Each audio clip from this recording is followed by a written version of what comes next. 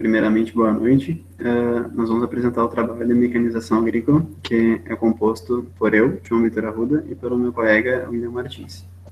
Primeiramente, eu vou mostrar o mapa da propriedade, que o nome dela é Agropecuária Grão Forte, situada na latitude 29 graus, 9 minutos e 35 segundos a sul.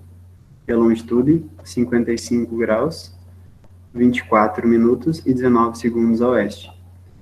O perímetro da nossa propriedade é 4.466,79 metros e a área é de 100,02 hectares. Bom, a área, como eu havia falado anteriormente, é de 100 hectares. O nosso solo, ele é o solo franco-arenoso e o relevo é levemente plano. O uso da terra é totalmente para produção destinada a grãos. E a propriedade é agropecuária grão forte. A propriedade se sustenta apenas com a cultura de grãos, no caso a soja, planta no total 100 hectares e a lavoura fica aproximadamente 16 quilômetros da sede. Bom, agora eu vou falar um pouco sobre os nossos implementos. A categoria trator, nós temos um Case MXM 135, temos um Massey Ferguson 4290 Turbo 4x4, temos uma colheitadeira John Deere STS 9470, contamos também com pulverizador Jacto Advance 3000 AM21. A semeadora é uma EASY Riser 3211. Contamos também com o reboque X e o graneleiro Marquesan TCA 10500.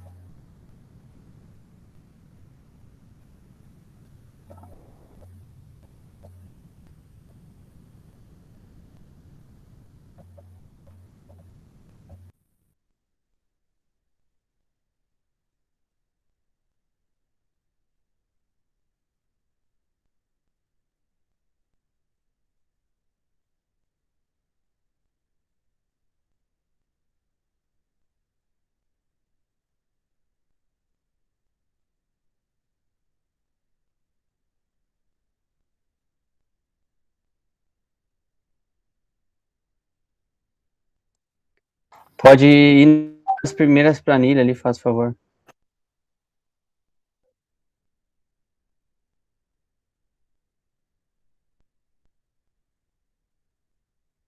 Isso, e arrasta um pouquinho para o lado. Aí. Bom, agora, complementando um pouco o que o João falou, a nossa área é uma área de 100 hectares, né? E a nossa cultura principal é a soja. Aqui na tabela das operações, a gente faz pelo número de operações, o código da área, que no caso seria só uma área, né? E o total de hectares. Aqui nós vamos trabalhar com uma subsolagem em área total, gradagem não vai ter. A semeadura vai ser no dia 10 de novembro, em 100 hectares também. A pulverização, nós vamos fazer 8 pulverizações nas 100 hectares, totalizando 800 hectares. E a colheita vai ser só uma vez em área total. Nessa tabela do lado vai ser o cronograma das operações que a gente planejou. Então, a subsolagem vai ser ali nos decênios de outubro, a semeadura nos de novembro. As pulverizações elas vão ocorrer desde a pré-dessecação, aplicações de fungicidas, inseticidas e até a pré-colheita. A adubação de cultura, cloreto e potássio, 20 dias pós-plantio. E a colheita fim de abril, começo de maio. Pode passar para as outras planilhas. Aqui nessas planilhas, a gente define o ritmo operacional, né? Que a gente vê primeiro o tempo disponível, que é pelo número de dias. Então, você tem numa planilha de um artigo da UFCM, que a gente pegou os números de dias disponíveis, né? Que seria aqui na tabela do D. Aí a gente pega os números de dias disponíveis, diminui pelos úmidos, né? Que a gente vai achar os dias úteis. Então, Com isso, a gente faz a jornada de trabalho, que é 8 horas por dia, multiplica pela área trabalhar, que tem o tempo que a gente tem o tempo médio, né? E o ritmo operacional, a gente divide a área a trabalhar, né, pelo total de horas. É que a gente vai achar o ritmo operacional. Depois de calcular esse ritmo operacional, a gente vai para a próxima tabela, né, que é a efetividade das operações, né, e a velocidade com que a gente quer que aconteça. Então, fazendo isso, a gente consegue saber qual a largura que precisa para trabalhar na área, né, cumprindo o ritmo operacional que a gente descobriu antes, né. Então, o cálculo que foi feito é uma forma bem simples, que é ritmo operacional vezes 10, dividido pela velocidade vezes a efetividade. Então, ali se acha o CV necessário para cada implemento. Depois, para nós descobrir o número de elementos que a gente precisa, por exemplo, a gente pega a largura, divide pelo espaçamento, né, ou seja, da haste ou da linha de semeadora, ou também do bico do pulverizador, já para pulverizador, né. Daí, quando a gente descobre o número de elementos, a gente vai em outra tabelinha que o professor mandou e vê qual é a porcentagem, né, de CVs por haste. Por exemplo, a gente pega o número de CV e multiplica por 15. Assim, nós achamos o CV necessário para o subisolador, por exemplo, que é o implemento mais pesado que nós temos na propriedade. Pode cruzar para outra tabela, por favor. Depois de nós calcular tudo, nós chegamos, né, a uma conclusão que o maior trator que nós precisamos é o de 101 CV, né? Como nós temos 100 hectares, por questão de logística, né, nós precisamos de 2 tratores, e não só de um, porque sempre um ele tem que auxiliar o outro. Então, só de um, o horário, a gente vê pelas informações que você tem na tabela, né? Por exemplo, a gente pega na tabela taxa de juros anuais, preço do diesel, o valor da sucata também, que é uma porcentagem de acordo com o valor inicial do trator, né? E a partir disso nós calculamos a depreciação por ano e os juros por ano. E também o seguro, né, que tem mais ali embaixo. Depois a gente divide esses valores para o uso de horas do trator e vamos obter os custos fixos. E esses custos fixos, eles são dados em horas, né? Os custos variáveis de manutenção, ele é dado em porcentagem. Depois a gente somando esses custos fixos mais os custos variados, nós vamos obter um custo total, tá? Do horário de trator. Por exemplo, a hora máquina é tanto, então ele é dado a partir dessa forma.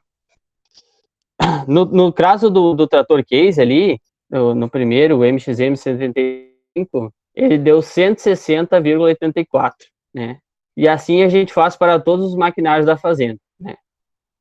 Sabe que o mínimo que a gente precisa ter do trator é 121 CVs. E esse trator case, o MXM, ele tem 135.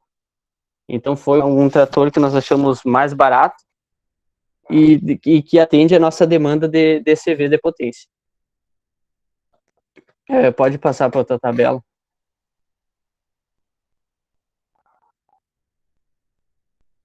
Ali em cima, no resumo financeiro, a gente preenche todos os conjuntos. Por exemplo, o trator case mais a plantadeira, o trator case mais o subsolador, ou o masse mais o pulverizador.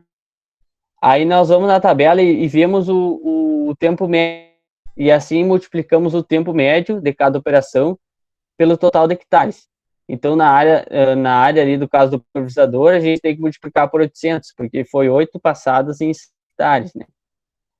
E o custo horário, a gente soma o custo horário do trator, mais do implemento, e o custo da operação, né? E a gente multiplica pelas horas trabalhadas. E aí a gente vai obter o custo horário no final.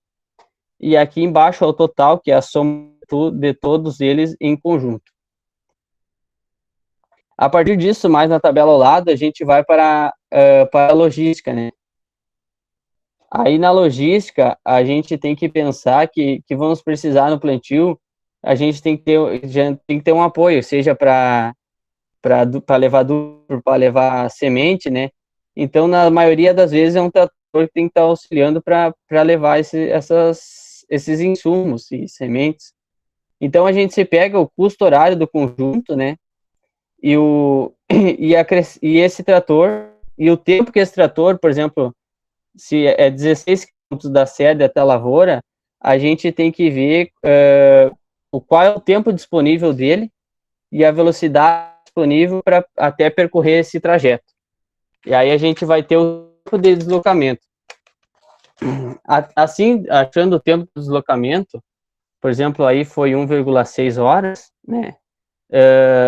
Que esse trator precisava para percorrer esse tempo, e depois a gente vê o tempo disponível que ele tem para apoio, que no caso é 45,6. Então, somando os dois tempos, nós vamos obter o tempo que nós precisávamos desse conjunto todo. Por exemplo, é o custo que ele tem desde que saiu na propriedade até o tempo que ele ficou na lavoura, para auxiliar na colheita. E aqui embaixo, a capacidade, aqui a negócio do frete, a gente fez 0,80 centavos o saco. A capacidade desse caminhão é de 500 sacos, né? E a nossa expectativa de produção era de 5.000 sacos. Então, nós ficamos com um custo final de 4.000 no frete e um custo total de logística de 20.215. Mais para baixo, por favor, Mar. Falando um pouco aqui de índices gerais, né? O índice gerais aqui que a gente faz, número de tratores dividido por 100 hectares, né? Que aqui seria 2. E as somas das potências, a gente divide pela área cultivada. Então, nós somamos a potência do case, a potência do Maceferx, a potência da colheitadeira, e a gente divide pelos 100 hectares, que dava 234,35. O custo operacional mecanizado, então, ele é o custo total dividido pela área cultivada. No nosso caso, é 708,80. E a força de trabalho é a área cultivada dividido pelo número de funcionários, que no caso aqui é 50. Como nós obtemos funcionários, porque nós trabalhamos com 2 tratores, a gente achou necessário não ter mais de 2 funcionários, então a nossa força de trabalho foi de 50. Então, um pouco por cima, nossas tabelas mais ou menos eram isso, não sei se ficaram bem explicativos, mas o nosso planejamento foi esse. Muito obrigado.